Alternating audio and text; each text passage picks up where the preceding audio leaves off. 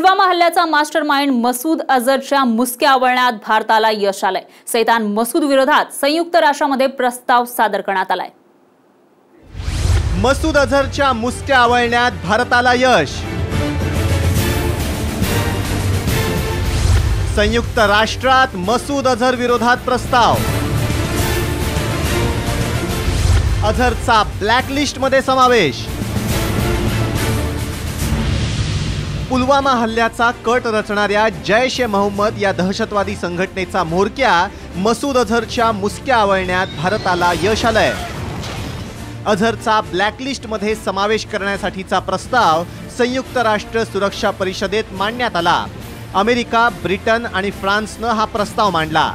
जैश ए मोहम्मद या संघटनेनंच पुलवामा इथे दहशतवादी हल्ला केल्याचं या प्रस्तावात म्हटलंय।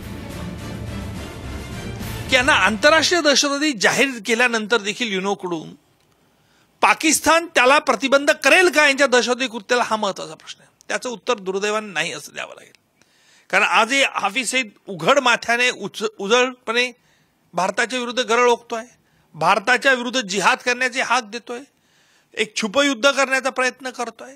सगळी सत्ता पाकिस्तानच्या लष्कराच्या हाती एकवटली आहे। त्यामुळे पाकिस्तानच्या लष्कर वरती जर आंतरराष्ट्रीय समुदायाने दडपण आणला, दबाव आणला, तर निश्चित पाकिस्तानला याच्यातून धडा घ्यावा। संयुक्त राष्ट्रात गेल्या 10 वर्षात मसूद अझरला आंतरराष्ट्रीय दहशतवादी घोषित करण्याची मागणी करणारा असा प्रस्ताव चौथ्यांदा सादर करण्यात आलाय। त्यातच संयुक्त राष्ट्र सुरक्षा परिषदेचा कायमस्वरूपी सदस्य असलेल्या चीननं जैश ए मोहम्मद विरोधातील या मोहिमेला महत्त्व दिल्याचं दिसत नाहीये। मूळ कळीचा मुद्दा असा आहे की चीन आता देखील मौलाना मसूद अझरला जागतिक दहशतवादी म्हणून जाहीर करण्यास आपल्याला पाठिंबा देईल का, हा महत्त्वाचा मुद्दा आहे। अर्थात चीनचे काही आर्थिक हितसंबंध पाकिस्तानमधले गुंतलेले आहेत, त्यामुळे चीनला ही खरोखर तारण्याची कसरत आहे।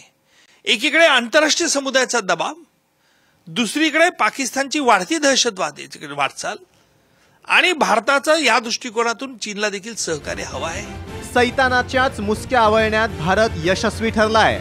मसूदच्या मुसक्या आवळल्यानंतर आता पाकमध्ये लपलेल्या कोणत्या दहशतवाद्याचा नंबर लागतो याची कुतूहलता वाढली आहे। मिलिंद तांबे, साम टीव्ही, मुंबई।